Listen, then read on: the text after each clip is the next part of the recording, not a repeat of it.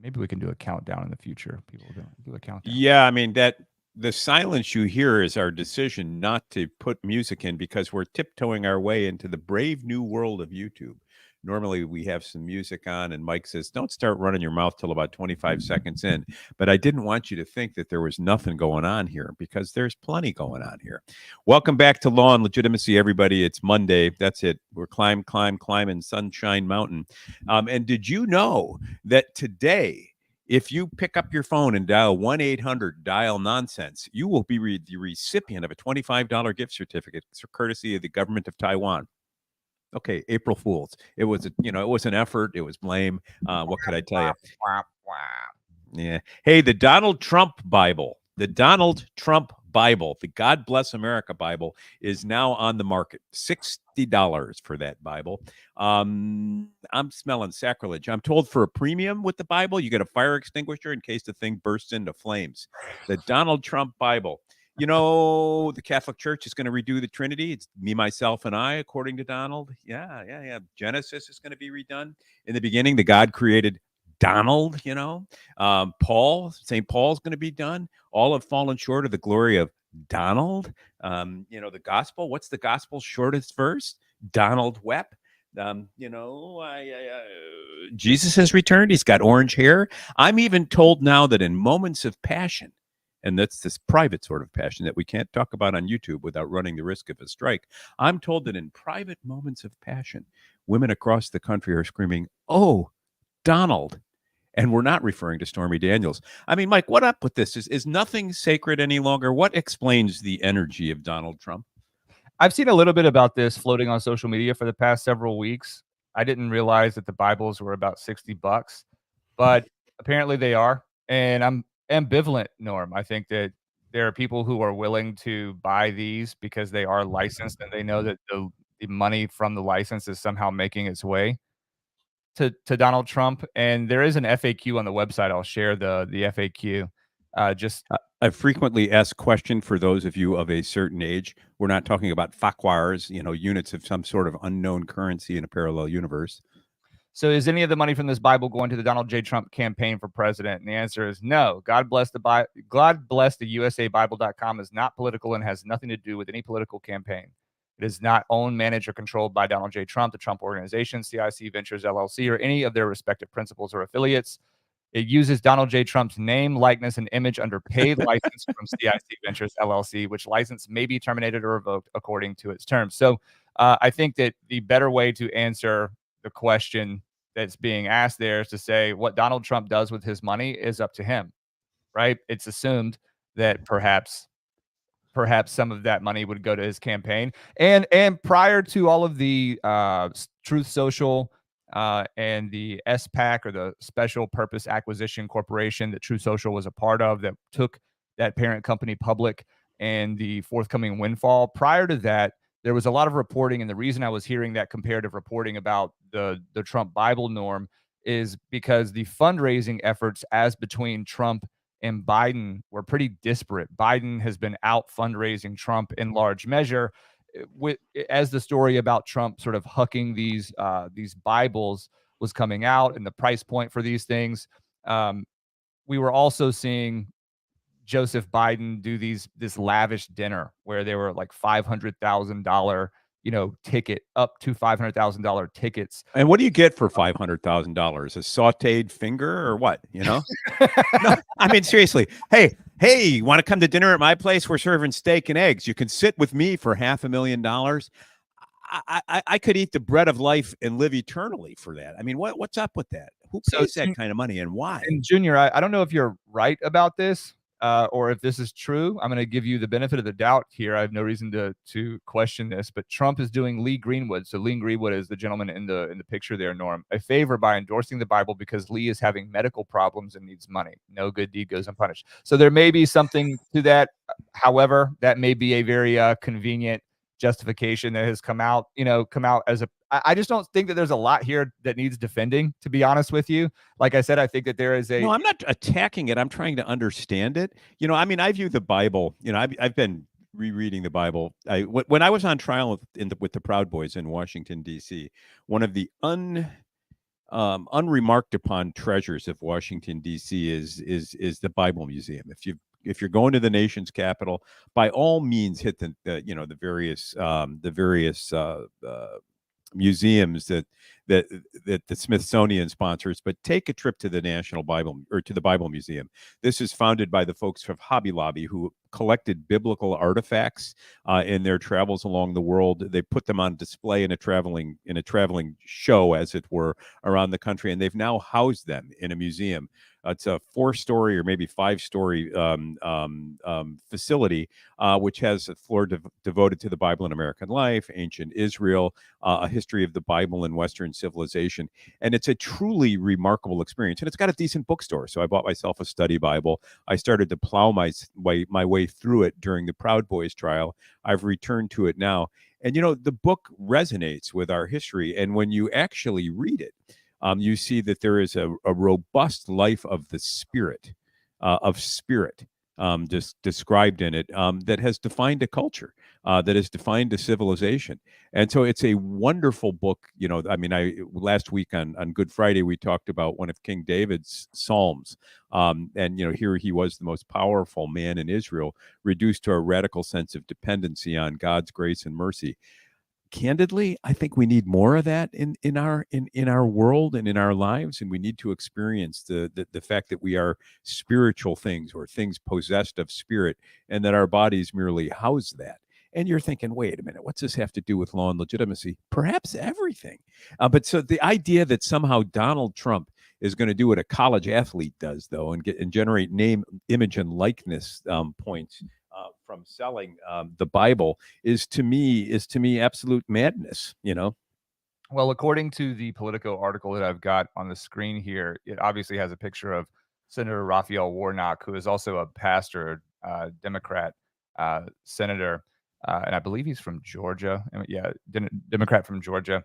But the article actually says that Trump began promoting these Bibles via social media the day after the appellate court in New York lowered the bond amount in the civil fraud trial, and that he also began doing that as a hedge, allegedly, against the $83.3 million verdict against him for defamation of E. Jean Carroll. Now, I think that there are two threads here to pull on. One is certainly it makes sense for him to fill up his bank with cash as he is sending out $175 million to secure a bond, right? If that's even true.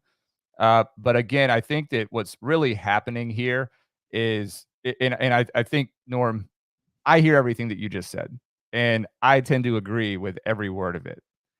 I'm also really inspired by you, the humility that you give to me and to the people viewing the stream, by way of revisiting the Bible, right? The reading that you did on Friday. Why would that be humility, though? Why would that not be? Why would that just not be an honest response to the world? Well, What has become of us such that reading the Bible becomes a source of shame?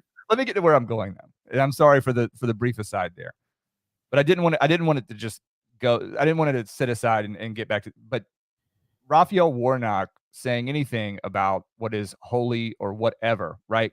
Taking Bible verses out of context, and discussing, how blameworthy Trump is for attaching his name. I just don't know that anybody on the political left, in this day and age, playing this brand of American political sports, really has a platform or a glass house, right? Or doesn't have a glass house from which they're casting stones when it comes to matters of the Christian faith. And Norm, let's not forget, we just had this administration declare a trans day of visibility on the same day that is what? It's Easter, right? Oh, is that right? I didn't notice that. Yeah.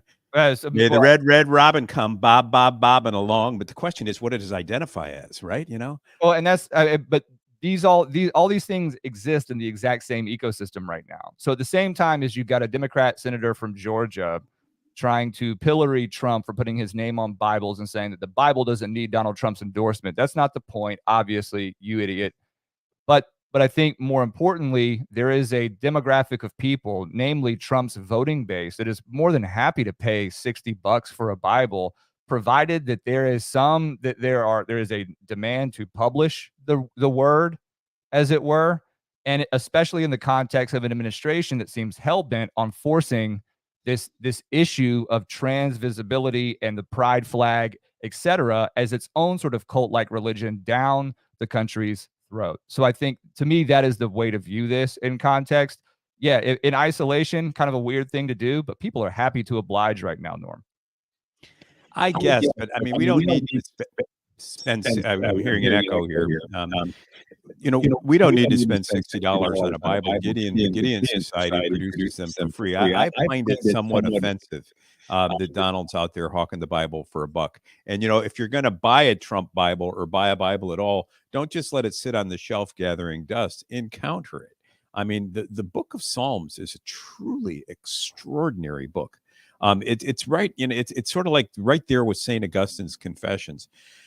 You can read Augustine's Confessions and say, well, this is a hyper neurotic individual involved in some narcissistic reflection of himself to himself. And he gets himself all spun up in this sort of internal dialogue between himself and this other to which he projects itself.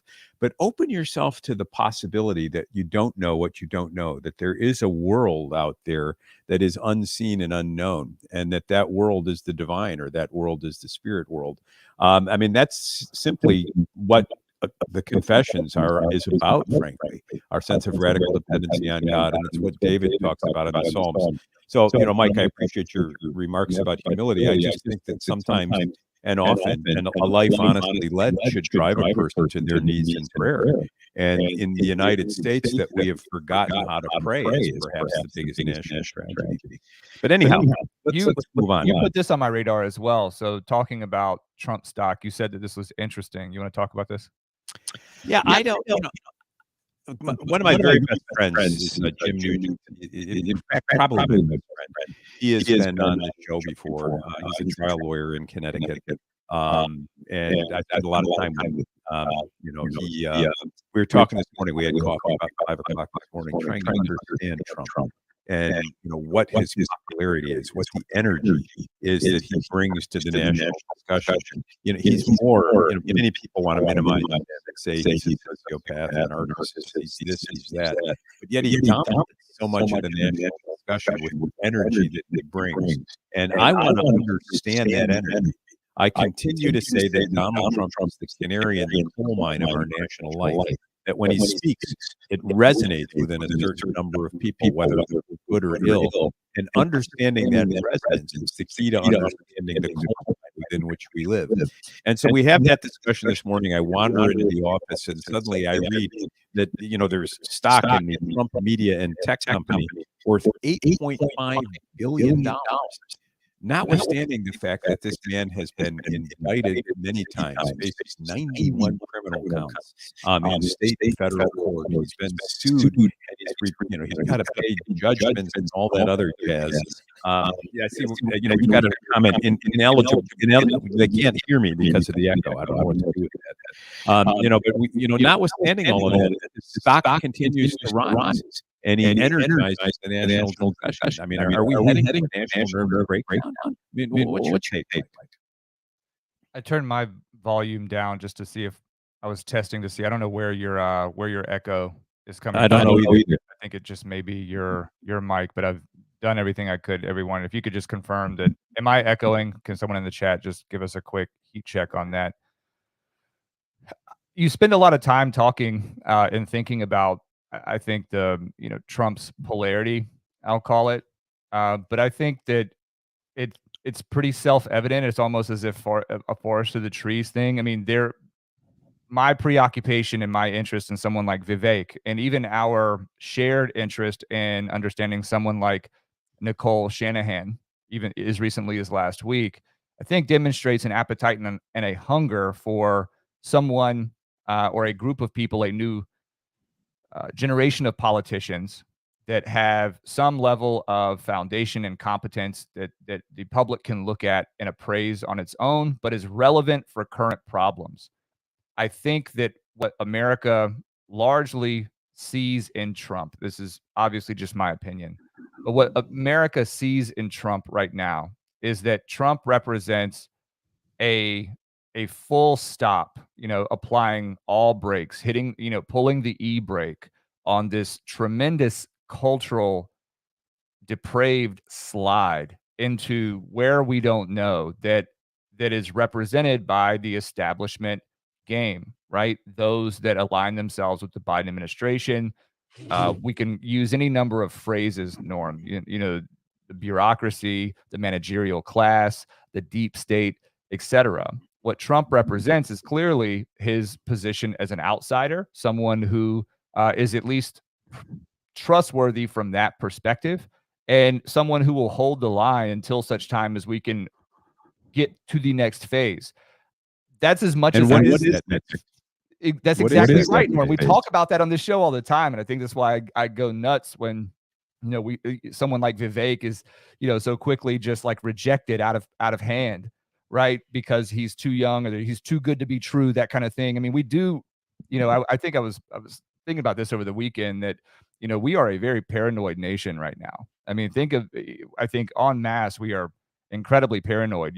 You were on Laid Back Law on Friday, and I believe you guys were talking about the Baltimore bridge collapse, right? And what struck me about that conversation, because you did begin that discussion discussing conspiracies, right? The conspiracies that evolved out of that incident.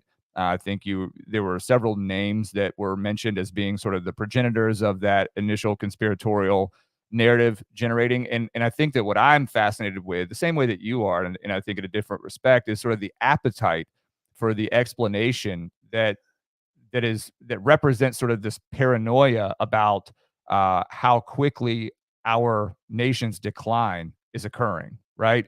Clearly, this was orchestrated by a foreign government. Clearly, our military is asleep at the wheel because it's preoccupied with jailing political dissidents in its own country, right? And what's tough about that is that, Norm, you having been on the front lines of the January 6th prosecutions and convictions, there is a bit of that is truth, right? There is an issue with the political persecution of dissidents in this country, but that doesn't necessarily mean that everything is connected. So I think that Trump exists in this weird sort of zone. The results or the yield from his administration are objectively better than what we've experienced under Biden. I don't think that anybody would argue that. And he's also said things explicitly like America will never be a socialist country. And now that he is out of office, it feels like we are sliding into something that feels like a collectivized sense of ourselves that rejects sort of that individualism. I think there might be more to this. I still have that echo. I don't understand. I'm going to go. I'm going to unplug my mic. Let's go to the computer. Talking while I switch my Cool. mic. I'll keep talking.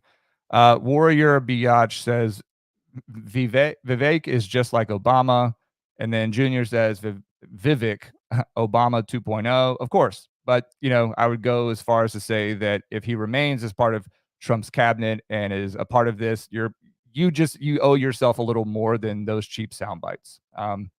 And Mari says Vivek is too good to be true. Right. I mean, this is exactly what I'm saying. Right. We were going to just like look a gift horse right in the mouth. When the right people come around, we're not going to be ready to say anything. So at the same time, we live in I've got a lot of I'm going to mute you, Norm. We live in a gerontocracy. I muted you because you've got a lot of extra stuff going on. We live in a gerontocracy. People won't give up power. Biden's too old, et cetera, et cetera, et cetera. Except when young people put their hat in the ring, now they're not, now we just need to say no. What is the criteria then, right?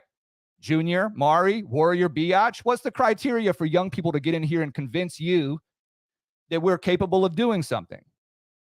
All right. How's this? Yeah, that's great. That's all right. I just had to unplug it. Sorry, folks. As always, we're on brand. We have tech issues. Here's what I've been wondering, Mike. I wonder whether we have too much information, not enough education, and a lack of spiritual focus. Because what happens is something horrible happens. A barge collides with a bridge.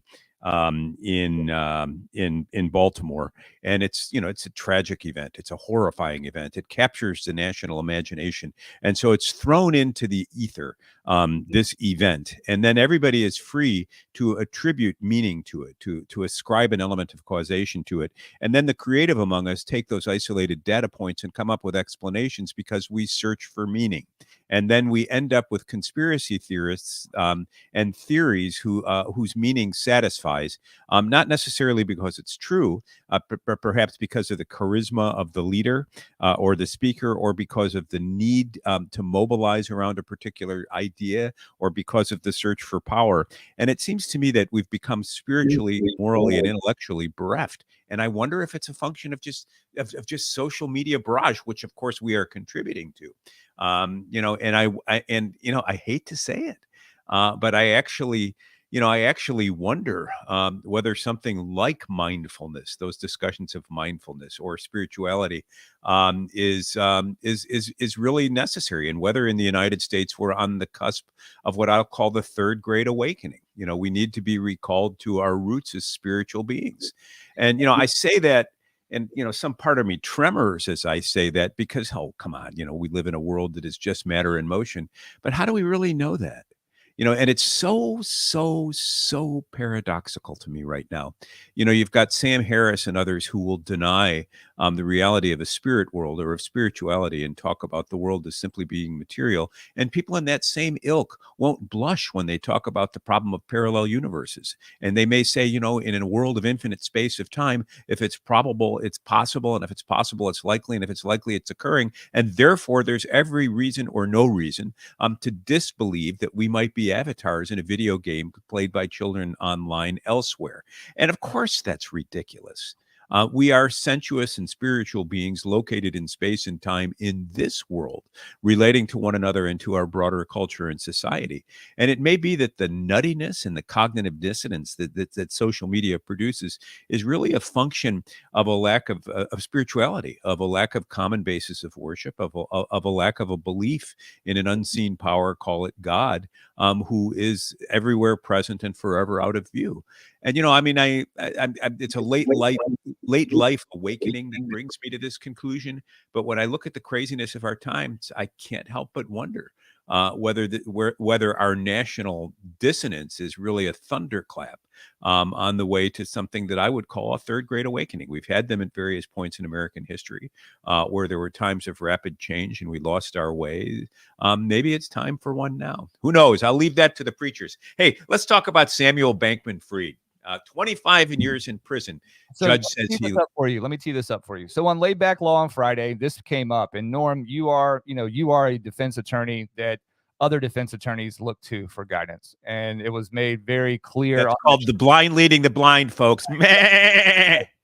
But the sentence was the topic was Sam Bankman-Fried, his conviction, and the sentencing guidelines that attached to him, what he got, and perhaps what he should have gotten. I actually think that his sentence may have come down after the show ended, but I could be incorrect about that. But I remember that the show was talking about him perhaps getting 15 years, and even 15 years to you was, yeah. And so even 15 years to you seemed a bit excessive for what was going on. Now, admittedly, you did come around to rethinking about, given some of the counterpoints given by the other members of the panel, you came around to reassessing what it was that compelled you away from longer prison sentences. But I wanted to use that as sort of the foundation and kind of lob this up to you to discuss what it means for Sam Bankman-Fried to have been given 25 years in prison. So, Bankman-Fried was convicted of wire fraud, conspiracy to commit wire fraud for his activities with respect to his FTX, his crypto exchange, and Alameda Research, a hedge fund. And the claim is that he took money from FTX and pumped it into Alameda, and the result is there were extensive losses for investors, all of whom were harmed. I don't want to call it a pyramid scheme rather, but all of whom were harmed by thinking their money was going to be put to one use when it was in fact put to another. So fraud as a matter of law is a material misrepresentation of fact that induces reliance on another person. The other person relies on it and then is harmed. And so Bankman-Fried committed fraud. He gets convicted. A court, the district court, found a loss amount of about $11 billion and ordered restitution. And, obviously these are eye-popping numbers. There is a story somewhere about, the dozen or so billionaires who've been sentenced to prison, and they all leave us agog. Bernie Madoff, who was sentenced to life and died shortly after the sentence, and others. The discussion on laid back law, and by the way, folks, you got to look at it. This is Eric Huntley's thing. We are recent invitees, Mike and I. Great discussions Fridays at noon. Eric draws, and we should give him some props here. I don't remember what I'll his bring it up. I'll bring it up. law is. But what he does, Eric's a non-lawyer. He brings together 5, 6, 7 lawyers to talk about legal stories of the day. And so I was a guest on the show when others began to talk about how a 15-year sentence, which is what we were thinking about at the time, wasn't anywhere near enough. Given the enormous harm he'd done, wiping out people's life savings, this, that, and everything else, no sentence in effect would be too great. And I listened to this, and my criminal defense genes kicked in. One of my abiding convictions in criminal defense, and what makes it easy for me to stand next to even the most despised person, is that no one is the sum of their worst moments. And to cite Romans 3:23 and St. Paul, all have sinned and fallen short of the glory of God. And I've said it before, and I'll say it here. I think one of the reasons the public has such great fascination with criminal defense cases is we want to see people punished for getting away with what we wish we could have done. And I wonder, like, for example, in the Samuel Bankman-Fried case, why it inspired such passions among people who didn't really lose anything. And it's because maybe they could have lost, maybe because they if they had acted as Friedman had, they could have harmed others. I don't have the answer for that. It's every bit as mysterious to me as the great fascination with Donald Trump. So I was making the argument on the show that the 4 functions of a criminal sentence are punishment, deterrence, rehabilitation, and protection of society. And 15 years seems to be a lot of time as far as I'm concerned.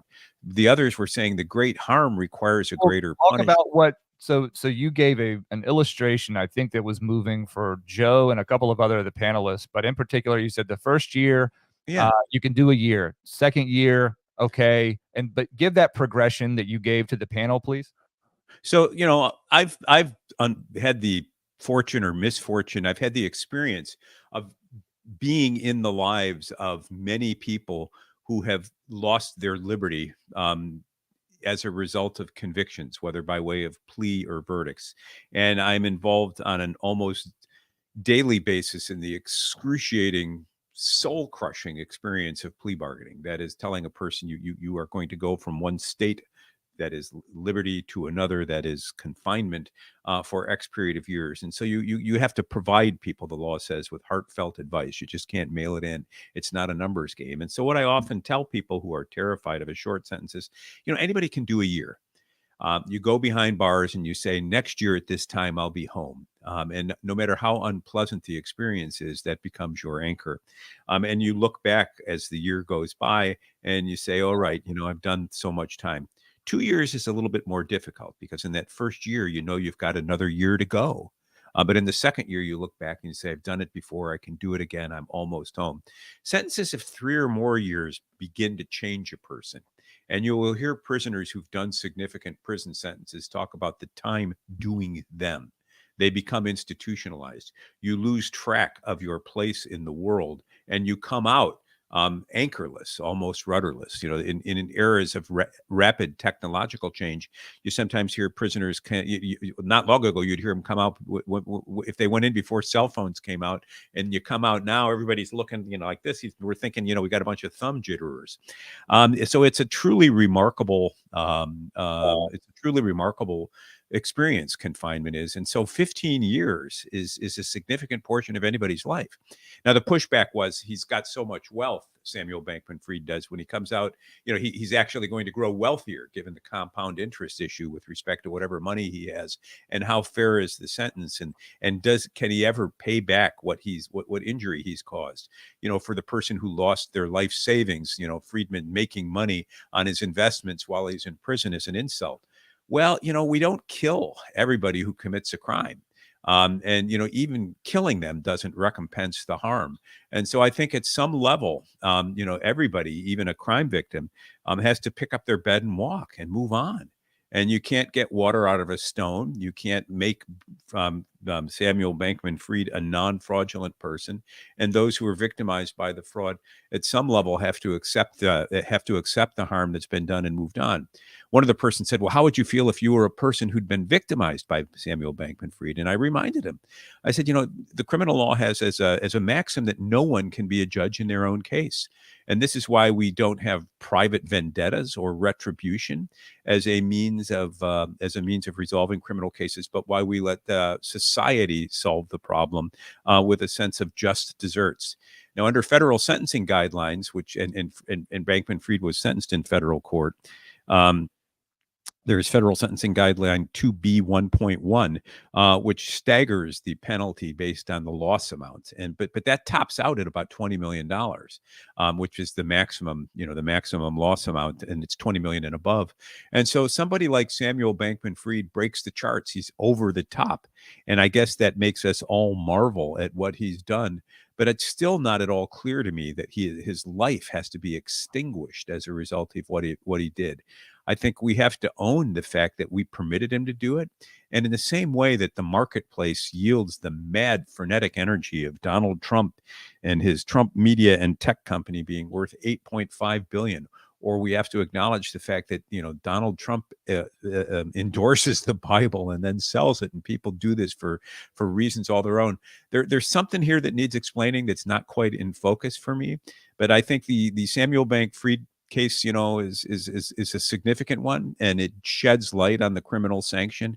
And it was an interesting discussion on laid back law. I'm happy to have rehearsed some of it here to get everybody's wheels turning. We need to think about what we're doing in the criminal justice system. Yeah, and you made the distinction between financial, economic crimes, and then crimes where life is lost, right? Homicide, etc. Someone on Rumble asked, Christie said, "Is Bankman autistic?" And that reminded me that the nature of sociopathy came into play, even in a small way, in that discussion as well. And of course, the federal judge here cites that that his lack of remorse was a factor in his prison sentence, and those two things seem to me altogether somewhat related. That if there is some sort of neurological basis for saying that Sam Bankman-Fried is either autistic or otherwise as a sociopath, indulges sociopathic tendencies, that is remorse even something that he's capable of exhibiting. And then the other question would be like, isn't he at least capable of mimicking something that way? And I think so. So Norm, what role does remorse play in a prison sentence, if any, and should it play anything? Well, so the question of sociopathy, normally we have empathy for one another. And sometimes that empathy is stretched in a comedic way. You see somebody walk into a light post and you giggle, but you giggle because it's crazy. But you also feel for the person in that moment. And so there is this jarring dissonance between dong and, oh my God, are you okay? And you feel both of those in succession. The sociopath might just laugh or might not feel anything. He might just think that those are two items colliding with one another. And so there are studies that suggest that sociopaths learn to mimic what is the appropriate response without really feeling it. Hence the flat affect, and hence the dull response, the vacant eyes of the sociopath. So the question is, could Friedman have done all this harm if he had fellow feeling? Is he a sociopath or not? I don't know. I just don't know. I don't know anything about him other than what I've read. I understand that from in his youth, as he was coming up, he had the ability to transform every experience into game theory, and learned how to hedge bets. And that suggests a person who views life as but a game and we as but widgets. I don't know about the stability of his relationships with others. I don't know anything about his relationship with his parents. As far as to the general expressions of remorse, I think judges in state and federal court are guided in part by their pre-sentence reports. And those pre-sentence reports provide insight into the nature of the crime and the character of the defendant. And then the defendant has a right to allocute or to speak before a judge. And it is expected that defendants express remorse. Now, one thing that frequently happens at sentencing, and it's never pretty when it does, I'm so sorry that I did this. My life is ruined. That's being sorry you got caught. A genuine expression of remorse is, man, I did this and I cannot account for the harm that I've done to others. And I'm sorry. I know it cannot be made good. I'll do my best. And, you know, a person can be broken in tears as a result of the harm they've done to others. I mean, I think we've all hurt others, you know, and the pain that we cause to others is a pain we impose on ourselves. And there's only so much that we can take before we break. And hence the need, I think, for repentance and hence the need for prayer. I think with Bankman-Fried, what the judge saw was a well-guarded fortress of a man who appeared to be impervious, that is, unmoved by the harm he'd done. And so had he expressed remorse, what would the sentence have been? You know, the government was reportedly looking for 40 to 50 years. His lawyers wanted 5 to 6. Yeah, good luck with that. You know, might he have gotten 15 or 20 with remorse? Might the judge have given him 5 or 10 off? Hard to say. But I think, you know, I've heard many judges say, and I believe this to be true, that the hardest thing they do is impose criminal sentences, because what you have to do is consider how is it that our collective expectations were violated? What led this person to do this? Was it a cold, calculated disregard for others? Was it a mistake? Was he overcome by circumstances? And you know, judges want to see who it is they're sentencing. In the Bankman-Fried case, I guess the judge saw what we might think of as a sociopath, and he sentenced appropriately. Yeah, what this all misses, in my opinion, and I think that number one, the public would not have been persuaded or moved, even if he did express some genuine sense of remorse for what he did. The issue, I think, that goes largely undiscussed in this context, Norm, is the war being waged right now between, you know, the fiat dollar, right, our currency, and the rise of digital assets and cryptocurrency, and the fact that they're, you know, the same people that had to watch as the federal government swooped in and guarded Robinhood and guarded Wall Street during the AMC GME run up in that bubble. You know, the retail investor, you know, kind of taking on the established Wall Street bankers who were way out over their skis. This is very similar. It rhymes. It runs in parallel to that.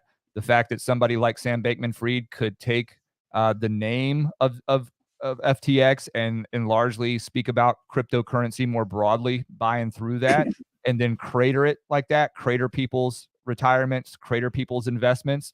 And the natural consequence of that is being a widespread distrust and a slowing down of the adoption of digital assets or cryptocurrency as some sort of decentralized exchange. Because don't forget, we're sending tens of billions of dollars, you know, to other parts of the world right now. We issued, you know, tens of billions of dollars during COVID, right? We're experiencing record levels of inflation. The economy is something now that it was not even 3 or 4 years ago. And this happens in the middle of all this. So there's something extra that the public is taking from my vantage in observing the sentencing of Sam Bankman-Fried, because not only did he do the thing, not only did he deprive people of their retirements and crater it, he also absolutely cratered public confidence in a growing market for digital assets and cryptocurrencies, which represented a hedge against this government fiat currency that seems run amok in our well, I mean, and so that brings us back to our central preoccupation on law and legitimacy, which is the sense of collective norms. And of course, it also brings us back to my echo. So maybe we should quit here. Yeah, let's call it. We'll be back tomorrow. We'll be back at 8 a.m. Eastern time, Monday through Friday. I'm going to work on the music thing. I might just say, you know, whatever about that.